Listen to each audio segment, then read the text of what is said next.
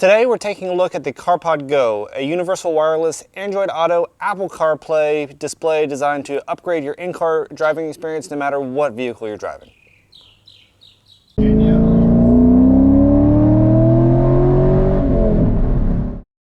Opening up the box, it's pretty simple. There's nothing really that stands out. The device inside is pretty decent quality, it appears. The overall build is fairly sturdy. I'm not seeing anything that looks like a major oversight or a corner cut. The display has some decent bezels, but otherwise is very rectangular.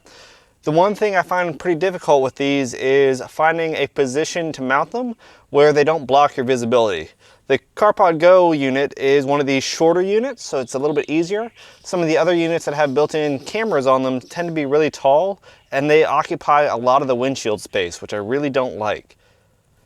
This is about the best setup I was able to come up with. I did not use the suction cup mount to the windshield. Obviously, if you're going to be moving vehicles around or it's a rental, maybe that's the option you want to go with. But they do come with this adhesive mount as well that mounts right to the dash. That makes this a little bit more sturdy. And overall, I think that's a pretty decent look. Realistically, if you've got the budget, I would recommend probably just upgrading your head unit to have this capability. It's a lot more seamless, and overall, I think your enjoyment's going to be a whole lot better. But for the price, it's easy to go with one of these systems, get your navigation, get your Android Auto Apple CarPlay apps up in front of you, and it works well. Now, as far as stereo output, this thing does not have any speakers on it. What this allows you to do is retain the Bluetooth connection between your phone and the vehicle. That way, the audio is lossless. There's no intermediary steps, there's no middleman. It goes straight from your phone to the vehicle. That way all your steering wheel buttons still work and all the Google functions and voice assistant functions still work. Basically, the screen, the CarpodGo, just acts as a remote control for your phone and overall puts that display right in front of you. I kind of do like it. It does come with an included cigarette outlet adapter that does have a USB out, which is pretty nice, has an on-off switch. On my particular vehicle, I've mounted that to a 12-volt switch accessory plug. Basically, that means that cigarette outlet shuts off every time the vehicle shuts off. That way this thing only comes on when the vehicle's on. That's the way I'd recommend installing it. I don't particularly like the wires that are running down. It does come with a hardwire kit in the box, which I may eventually use if I end up keeping this thing. But like I said, if you're going to go through the effort of hardwiring this, you might as well just replace your actual head unit itself and make it a little bit cleaner overall. So that install might be coming soon. Until then, we're using our CarpodGo. I've now been using this thing for a couple months and I like it. Overall, it works pretty well. The best thing I'll say about it, and this is something I find very inconsistent with these sort of Android Auto Apple CarPlay screens for both motorcycles and vehicles, is that the light sensors and the ability to dim at night really is subpar across the market. Most of these do not do that well.